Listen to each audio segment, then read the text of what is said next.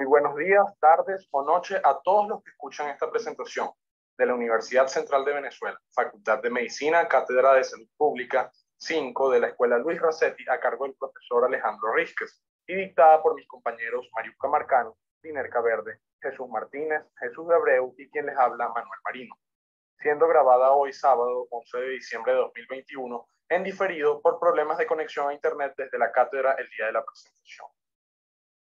El tema que abordaremos hoy es pobreza y salud pública, contemplando una agenda estructurada en 5 puntos principales. ¿Qué es la pobreza? Embarazo adolescente, educación, alimentación y salario con respecto a la alimentación.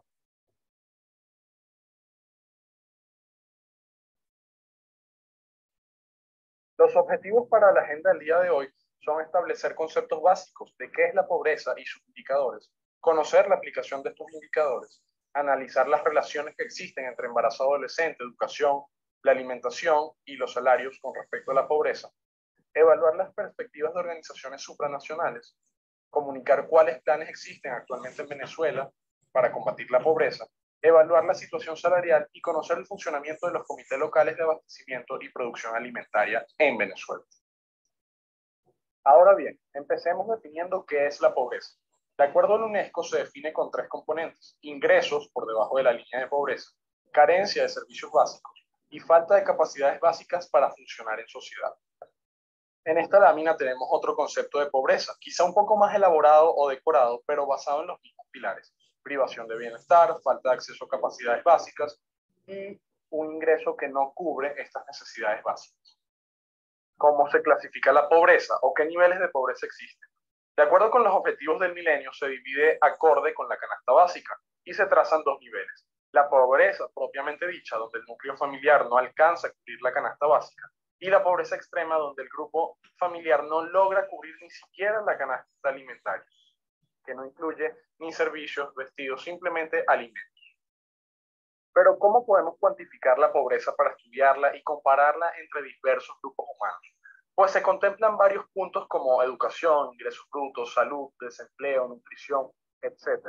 Y se agrupan bajo indicadores que ya veremos de qué se tratan. Existen indicadores indirectos como las líneas de pobreza que solo contemplan un punto, o indicadores más complejos o directos que abarcan la situación multifactorial de la pobreza, tales como necesidades básicas insatisfechas, GRAFAR, índice sintético de pobreza, índice multidimensional de pobreza e índice de desarrollo humano.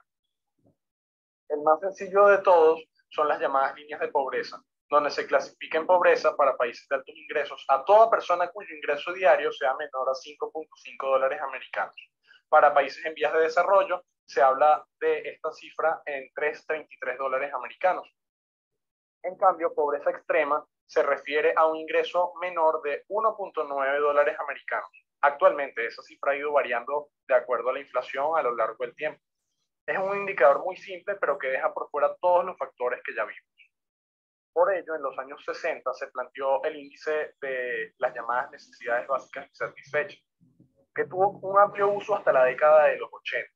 Contempla variables que son más estables en el tiempo, tales como tipo de vivienda, servicios, hacinamiento, educación, dependencia económica, que es la cantidad de miembros mantenidos por los familiares que trabajan o perciben un ingreso en la casa. Aquí tenemos la escala del indicador en el que clasificamos en pobreza cuando una de las necesidades no está cubierta, y como pobreza extrema si 2 o más necesidades no están satisfechas.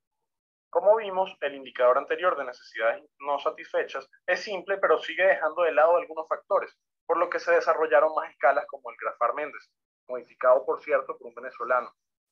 Es muy empleado en medicina en Venezuela y especialmente en pediatría.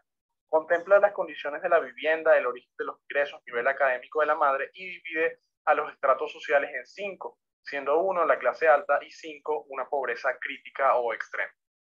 Otro de los índices que se creó basado en las necesidades satisfechas se refiere al índice de sintético de pobreza. Esta fue una propuesta muy buena realizada por profesores de la Universidad Central que contempla 7 variables con 30 indicadores. Es uno de los intentos de mejorar esos índices ya existentes. Llegamos al índice de desarrollo humano, que si se quiere es más completo, aunque visto desde una perspectiva quizá un tanto económica más que humana propiamente. Esa fue una de las muchas críticas que tuvo cuando se planteó en los años 90. Plantea 3 variables y 4 indicadores. Como vemos, plantea la salud como esperanza de vida, plantea la educación como alfabetismo, tasa de escolaridad, logros académicos, y el ingreso como el Producto Interno Bruto per cápita. Es un enfoque muy económico donde es el número de años que vivirá la persona, la cantidad de dinero que producirá acorde a su nivel académico. Aquí vemos las distintas escalas de desarrollo humano, siendo bajo, menor a 0,55 y muy alto, mayor a 0,80. El índice de pobreza multidimensional es el índice que se usa actualmente y se fundamenta en estos pilares: educación, salud y bienestar social o calidad de vida. Allí están desglosados cada uno de los ítems que lo componen. Para calcularlo, multiplican el porcentaje de pobreza de acuerdo a la incidencia de la riqueza o índice de Gini, que es la gráfica donde vemos las líneas de Lorenz. Mientras más recta sea la curva, más equitativa es la distribución de riqueza. Fíjense en el punto 1, donde 60% de la riqueza está en manos del 60% de la población. Si se fijan en contraposición, el punto 3, mucho más asintótica la curva, 60% de la riqueza se encuentra en 20% de la población. Así, a ese índice que nos arroja la curva de Gini, se le multiplica por el promedio de intensidad de la pobreza en el índice multidimensional de pobreza. Ya para entrar en materia, debemos conocer que en los Objetivos de Desarrollo Sostenible de la ONU para 2030 se plantea acabar con la pobreza, cosa que, como vemos en las noticias siguientes, está quizá un poco más lejos debido a la pandemia de la COVID-19, que plantean contracciones económicas de hasta 20%, es decir, un quinto de la economía mundial, y que podrá desplazar hasta medio billón de personas, 8% de la población mundial, al estado de pobreza.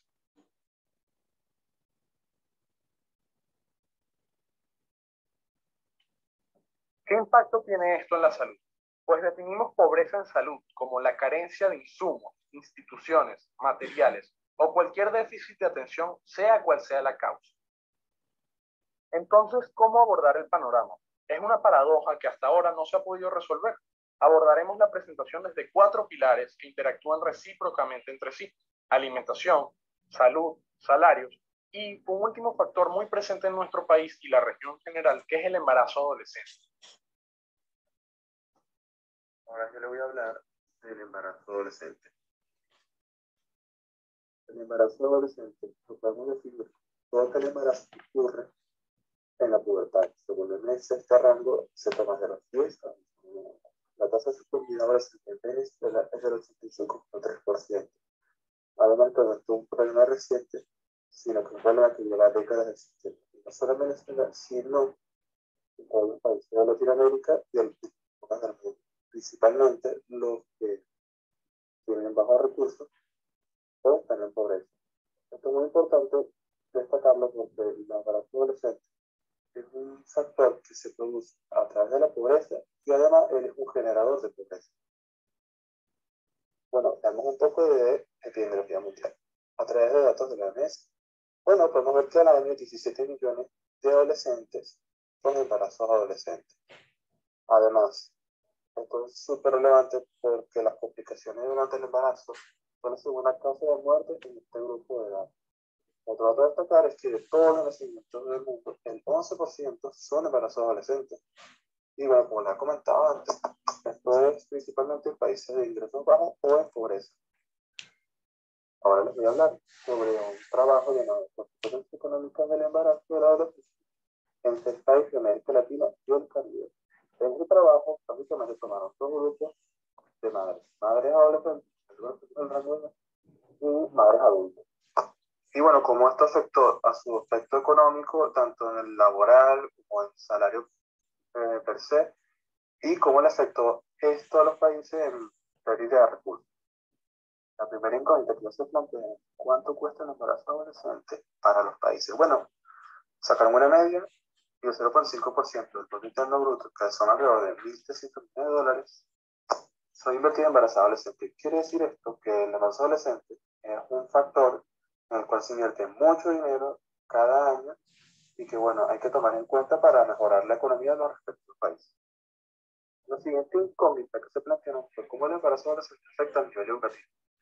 En resumen, las madres adolescentes tuvieron más dificultad en completar un nivel superior a la primaria y las madres adultas no, inclusive completando su nivel secundario y universitario. Ahora, ¿cuánto ganan las madres adolescentes? Pues fíjense que, como lo he dicho anteriormente, como no completan su educación, se quedan en primaria, estas madres no consiguen empleos bien remunerados, tienen una mayor tasa de desempleo por lo mismo, y las que no optan por trabajos se quedan simplemente haciendo tareas domésticas que no son remuneradas. Ahora, ¿quién realmente recorre con los costos del embarazo adolescente? Pues el 81% de los costos cae directamente sobre la madre y su entorno familiar, y el resto sobre el Estado. Entonces, a pesar de que el Estado invierte mucho en el embarazo adolescente, al final todo recae en las mismas madres. Ahora vemos un poco de datos en Venezuela a través del COVID-19. Podemos ver que la tendencia se mantiene, las madres no pueden conciliar el estudio con su maternidad, y bueno, afortunadamente en Venezuela se ha mantenido en deceso a través de los años. Y bueno, lo interesante es que el riesgo crece a medida de que aumenta de edad. Como podemos ver, en 15 años el riesgo es mucho menor y en 19 años es considerablemente mayor. Bueno, vamos a hablar ahora sobre el PRETA, el Plan Nacional de Prevención y Reducción del Embarazo a temprana edad y en la adolescencia, que básicamente sus objetivos generales es que van a apoyar la educación, programas y servicios de salud enfocados al embarazo adolescente. Este está organizado por distintos ministerios, como el de Salud, el de Educación, el IDENA, el de Igualdad de Género y la Vicepresidenta de Desarrollo Social y Territorial. Para finalizar, les voy a hablar sobre los 3 subplanes derivados del PRETA. Ahora, el primero es la anticoncepción inmediata post-evento obstétrico, que consiste en la colocación del dispositivo intrauterino post-evento obstétrico. El segundo es el plan de anticoncepción segura y oportuna, donde se prioriza a las jóvenes en estado de vulnerabilidad. Y por último, la campaña Hablemos Claro, que fue netamente educativa y consistió en difundir información sobre educación sexual a través de las redes sociales dirigidas a los adolescentes y su entorno familiar. Ahora vamos a continuar hablando de educación y pobreza. Educación versus pobreza. La pobreza, de acuerdo con la definición que hace la Organización de Naciones Unidas, es la condición caracterizada por una privación severa de necesidades humanas básicas. Educación. Por educación se entiende el proceso por el cual se transmite el conocimiento, los hábitos, las costumbres y los valores de una sociedad a la siguiente generación. Según la UNESCO, considera que la educación es un derecho humano para todos a lo largo de toda la vida y que el acceso a la instrucción debe ir acompañada de la calidad. ¿De qué manera afecta la pobreza a la educación? Es un obstáculo para el aprendizaje. La pobreza afecta directamente a la educación y desarrollo, ya que muchos niños no tienen la facilidad de acudir a las escuelas, no se forman, no se instruyen, no hay valores, no hay cultura, no hay bienestar social, etc. Cronifica la pobreza. Si un niño no tiene recursos y no puede estudiar, creamos un círculo vicioso pasando de una generación a otra, creando patrones repetitivos. Provoca el trabajo infantil. Muchos niños, por falta de recursos, son forzados a trabajar para ayudar a sus familiares y así poder subsistir. Según la Organización Mundial del Trabajo, en el mundo hay 152 millones de niños que son víctimas del trabajo infantil y 73 millones realizan un trabajo infantil peligroso. Crisis educativa en Venezuela, periodo 2020-2021. Según la Unidad Democrática del Sector Educativo, UTSE, en el periodo 2020-2021 dejó cifras alarmantes. La deserción se ubicó en 23.7% en niños y adolescentes. Los niños y adolescentes abandonaron sus estudios académicos obligados por la extrema pobreza y las dificultades para acceder a la educación a distancia debido a la pandemia. La educación a distancia y los métodos empleados para esta, computadoras, teléfonos inteligentes, entre otros, generan una situación de desigualdad a estudiantes del sistema público. Docentes mal pagados. Este año se encontró un deterioro mayor en el sector educativo que ha llevado a los docentes a migrar o a renunciar a su profesión para lanzarse a las calles y buscar otros trabajos para subsistir. Falta de inversión en la educación. Esto debido a que más del 95% de las escuelas en el país están deterioradas. Abandono de alumnos y docentes en instituciones educativas. Resultados del Diagnóstico Educativo de Venezuela 2021 desarrollado por el Centro de Innovación Educativa de la UCAP. Para el año 2018 estaban inscritos en el sistema educativo 7.71 millones de alumnos. Para el año 2021 se inscribieron en el sistema educativo 6.5 millones de alumnos. Se redujo 15.6%, o dicho de otra forma, 1.21 millones de niños, niñas y adolescentes abandonan los planteles en los últimos 3 años. En cuanto al número de docentes, la cifra no es menos grave. Hay 25% menos de trabajadores que los que había para el año 2018. COVID y educación. Según ENCOVI, entre el periodo 2019-2020 y el año 2021, la cobertura educativa global para las edades comprendidas entre 3 y 24 años cayó 5 puntos porcentuales, al pasar de 70% a 65%. Esto implica que unos 500.000 jóvenes dejaron de inscribirse en las instituciones educativas. Se ha reducido el acceso a la educación inicial con las implicaciones que tiene para la formación elemental en estas edades. Se indicó que las inequidades sociales en los procesos de aprendizaje también se ampliaron, debido a la adopción de la educación a distancia sin brindar los apoyos necesarios para los docentes y estudiantes. Los resultados de las modalidades de aprendizaje aplicadas entre la población inscrita en preescolar, primaria o educación media fueron: solo 35% utilizó plataformas de aprendizaje o videos para la enseñanza, acorde con la baja disponibilidad de dispositivos y conectividad a Internet entre docentes y estudiantes. 45% utilizó la impresión de materiales y guías pedagógicas, no es la opción más común debido a los costos. Apenas 3% y 2% se apoyaron en las clases por TV y radio. Esta modalidad exigía esfuerzos adicionales para potenciar su uso. La principal necesidad desde el hogar era el acceso al Internet, que no todos contaban con él. Organización de las Naciones Unidas para la Educación, la Ciencia y la Cultura, UNESCO. La UNESCO es la única organización de las Naciones Unidas que dispone de un mandato para abarcar todos los aspectos de la educación. Ejerce el liderazgo mundial y regional en materia de educación, refuerza los sistemas educativos en el mundo entero y responde a los desafíos mundiales mediante la enseñanza, con la igualdad de género como principio subyacente. Su labor abarca el desarrollo educativo del preescolar a la educación superior e incluso más allá. Educación para el desarrollo sostenible. En el 2015, la ONU aprobó la Agenda 2030 sobre el desarrollo sostenible, una oportunidad para que los países y sus sociedades emprendan un nuevo camino con el que mejorarán la vida de todos sin dejar a nadie atrás. La agenda cuenta con 17 objetivos de desarrollo sostenible que incluyen desde la eliminación de la pobreza hasta el combate al cambio climático, la educación, la igualdad de la mujer, la defensa del medio ambiente o el diseño de nuestras ciudades. Los objetivos del desarrollo sostenible constituyen un llamamiento universal a la acción para poner fin a la pobreza, proteger el planeta y mejorar las vidas y las perspectivas de las personas en todo el mundo. La educación para el desarrollo sostenible proporciona a los educandos de todas las edades los conocimientos, las competencias, las actitudes y los valores necesarios para superar los desafíos mundiales interrelacionados a los que debemos hacer frente.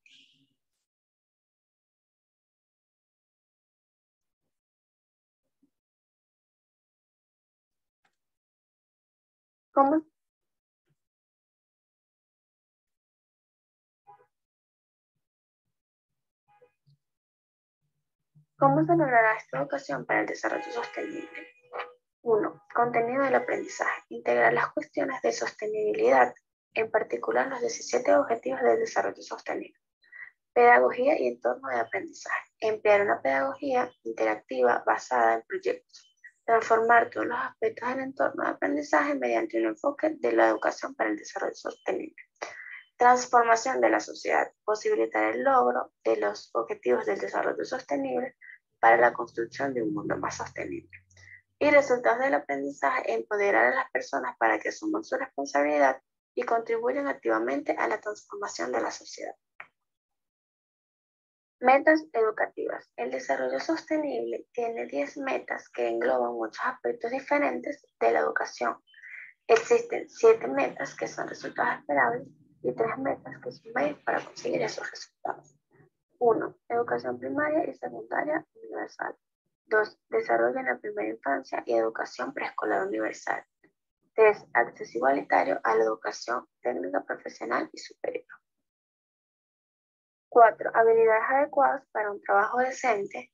5. Igualdad entre los sexos e inclusión. 4. Alfabetización universal de la juventud. 7. Educación de la ciudadanía para el desarrollo sostenible. Formas de ejecución. 1. Entornos de aprendizaje eficaces. que sería construir y adecuar instalaciones escolares que respondan a las necesidades de los niños y las personas. 2. Becas, aumentar sustancialmente a nivel mundial el número de becas disponibles para los países en desarrollo. 3. Maestros y educadores, aumentar sustancialmente la oferta de maestros calificados. Bueno, mi nombre es Miguel Carrero. Ahora vamos a hablar sobre inseguridad alimentaria y el llamado posalgarismo. Ok, para entender el término de inseguridad alimentaria es preciso definir qué es la seguridad alimentaria. Seguridad alimentaria y nutricional se define como el derecho a tener acceso físico, económico, social, oportuno y permanente a una alimentación adecuada en cantidad y calidad, con pertinencia cultural, preferiblemente de origen nacional, así como a su adecuado aprovechamiento biológico para mantener una vida saludable y activa, sin discriminación de raza, etnia, color, género, idioma, edad, religión, opinión política o de otra índole, origen nacional o social, posición económica, nacimiento o cualquier otra condición social. Para la evaluación de la seguridad alimentaria vamos a tener 4 pilares fundamentales, que es disponibilidad de alimentos, el consumo de los alimentos, el acceso a estos alimentos y la utilización y aprovechamiento biológico de los alimentos. Entendido esto, tenemos que inseguridad alimentaria es cuando una persona carece de acceso regular a suficientes alimentos inocuos y nutritivos para un crecimiento y desarrollo normal y para llevar una vida activa y saludable. Este término involucra lo que es la malnutrición, trastorno por déficit o exceso de ingestas calóricas y nutritivas, mientras que la desnutrición, que es un tipo de malnutrición, tenemos que es la ingesta calórica y nutritiva inferior a las necesarias. Cuando definimos entonces hambre, que es la sensación incómoda y dolorosa por este bajo consumo de energía, mientras que pobreza extrema es la imposibilidad de satisfacer necesidades básicas alimentarias.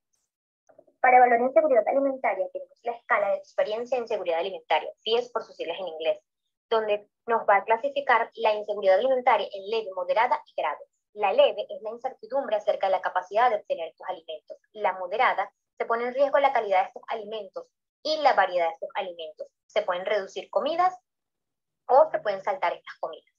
Mientras que la inseguridad alimentaria grave, entonces no se consumen alimentos durante un día o más. Para ampliar un poco estos términos, tenemos que inseguridad alimentaria moderada, entonces se ve reducida la cantidad y calidad de estos alimentos y no se está seguro de la capacidad para obtener los mismos por la falta de dinero o recursos. Entonces tenemos que esto lo que nos trae como consecuencia es un aumento del riesgo de malnutrición, retraso en el crecimiento, carencia de micronutrientes y hasta obesidad en adultos. Mientras que la inseguridad alimentaria severa se ha quedado sin alimentos la persona y en el peor de los casos han pasado días sin comer. Entonces, a esto es a lo que vamos a definir como los hambrientos. La FAO, Organización de las Naciones Unidas para la Agricultura y la Alimentación, estima que los niveles de inseguridad alimentaria en Venezuela durante el 2021 superan los del 2019. Venezuela se encuentra entre los 25 países en riesgo de agudización de la inseguridad alimentaria debido a los deterioros económicos continuos y el impacto socioeconómico del COVID. Entonces, durante la situación de la inseguridad alimentaria en Venezuela es probable que se deteriore aún más como resultado de la hiperinflación, el endurecimiento de las sanciones internacionales, las restricciones emitidas por el COVID-19 y la escasez del combustible. Esto trae como consecuencia que se afecte la actividad logística y agrícola del país. Las sanciones comerciales producen un bloqueo en la exportación de petróleo y en las importaciones. Esto trae como consecuencia la escasez, lo que aumenta los costos de transporte y de energía, produciendo así como consecuencia un aumento en el precio de los alimentos. La inflación de los alimentos se situó en un asombroso 1.700% al final del 2020. Aumentó más por las depresiones constantes del bolívar venezolano. La prolongada inestabilidad entonces de la moneda local lo que produce es la dolarización parcial de la economía y una disparidad entre aquellas personas que tienen acceso a esta moneda estadounidense y aquellas personas que no lo tienen. Aquí están imágenes que evidencian las consecuencias que produce la inseguridad alimentaria. ENCOVI para el 2021 realiza encuestas nacionales sobre condición de vida evaluando la experiencia de inseguridad alimentaria, evidenciando un aumento en el porcentaje de inseguridad. Los hogares que sí experimentaron algún tipo de inseguridad alimentaria, entonces generaron un leve aumento del 3.5 puntos. Y los hogares que en el 2021 nos indicaron que se reducían o se saltaban comidas, estaban en una moderada inseguridad, entonces estos pasarán a una inseguridad severa, dando que esta aumentó en 1.2 puntos, dando como consecuencia que se ha seguido deteriorando y destacando que está en aumento la inseguridad alimentaria severa. En vista de esta problemática, la primera medida del gobierno actual para cubrir esta inseguridad alimentaria generada es la creación de las cajas del CLAD. Solo un 13.5% de los hogares declara no recibir ningún programa social, dejando como consecuencia un 87% de personas que sí lo reciben. En entrevistas realizadas, el 40% de las personas dicen que las entregas son de manera mensual o quincenal, mientras otro 60% estima que es trimestral o anual. Los beneficios de las cajas recibidas, entonces, son cestas de productos que varían mucho de cada entrega. Y las últimas estimaciones de los valores de las cajas del CLAD para el 2020 fue la de $20, y por ellas se paga aproximadamente $1. Otra de las medidas utilizadas fue el carnet de la patria, que es un registro de beneficiarios de distintos beneficios. Los bonos, por ejemplo, cuya regularidad y monto están vinculadas a ninguna normativa. El subsidio de la gasolina también está vinculado por el carnet de la patria, y hasta la distribución de las vacunas COVID. La política social cambió en los últimos años de esta programación social, y de pasar de emisiones a los bonos y hasta las bolsas de CLAD. La pandemia y la crisis de combustible redirigió todas estas asistencias sociales de Estado a la transferencia directamente a los hogares. Según INCOBI, para el año del 2021, todos los estratos redujeron su gasto en alimentos. Los pobres no extremos gastaron 214% más que los pobres extremos, y los no pobres 137% más que los pobres, siendo el estrato pobre más afectado en cuanto al consumo de alimentos. Por otra parte, se evidencia la insuficiencia de las transferencias con el consumo de alimentos. Ha pasado por distintas etapas acá en Venezuela, con respecto al periodo de bonanza, donde se aumentó un 5% en el sector privado entre el periodo de 2004 y 2009, y pasando por fases de mayor crisis entre el periodo de 2014 y 2019. Recordemos que INCOBI solo recaudó información del consumo de alimentos entre 2020 y 2021.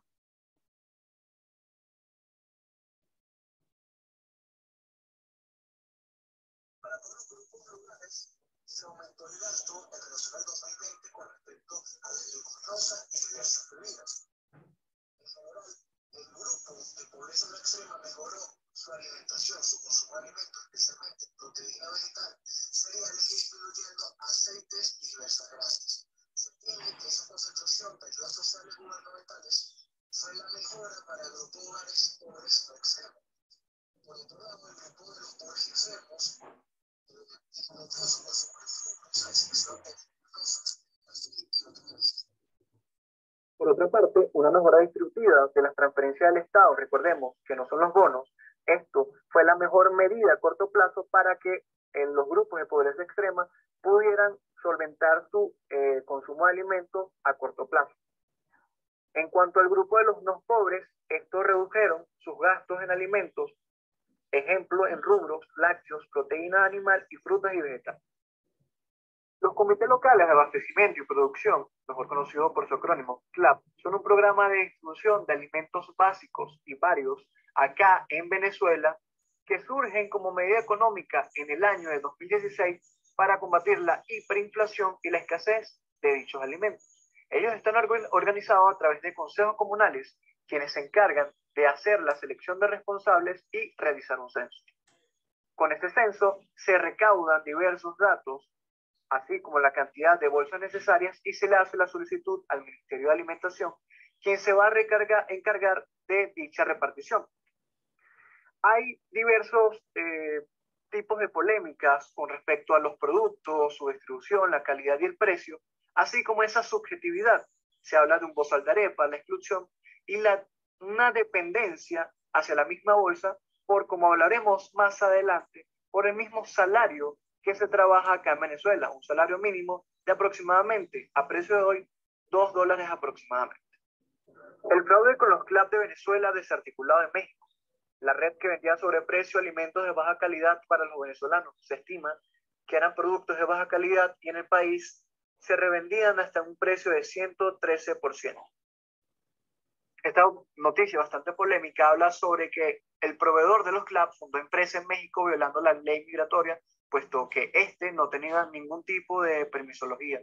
Se habla de que hay varias personas que permanecen o que son integrantes del gabinete gubernamental de acá de Venezuela y están implicados en dicha noticia. En diferentes sectores del país se denuncian ventas incompletas de bolsas de alimentos. En este caso, la noticia es en el estado Anzoátegui. A un año de los clubs se entregan bolsas incompletas y con menos kilos.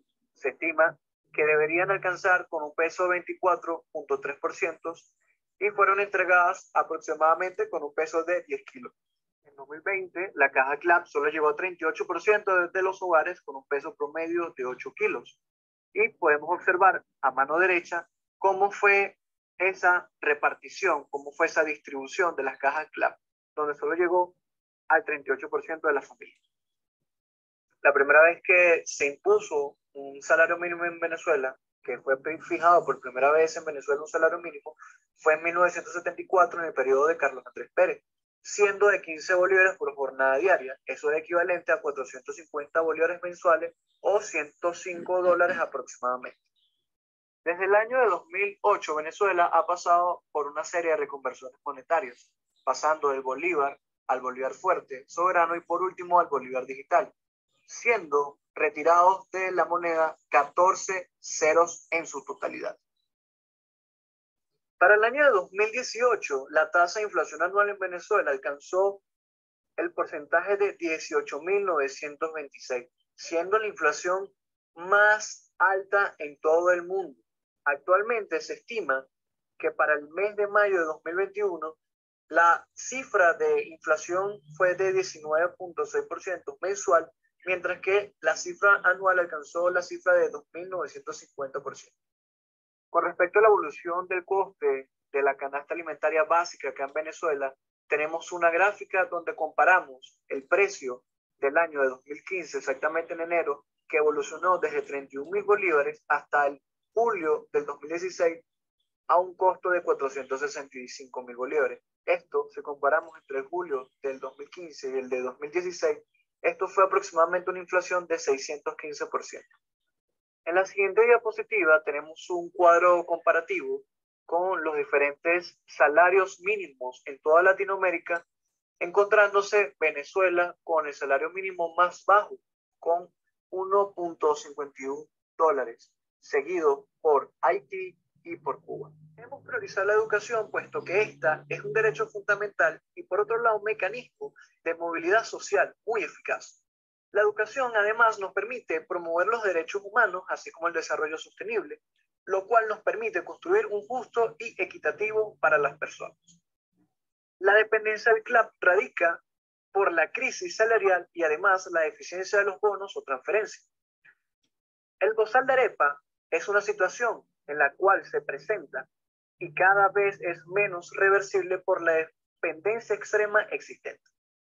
Por último, somos la economía con el salario mínimo más bajo de Latinoamérica, lo que nos invita a buscar más fuentes de ingresos. Aproximadamente nuestro salario mínimo es de $2.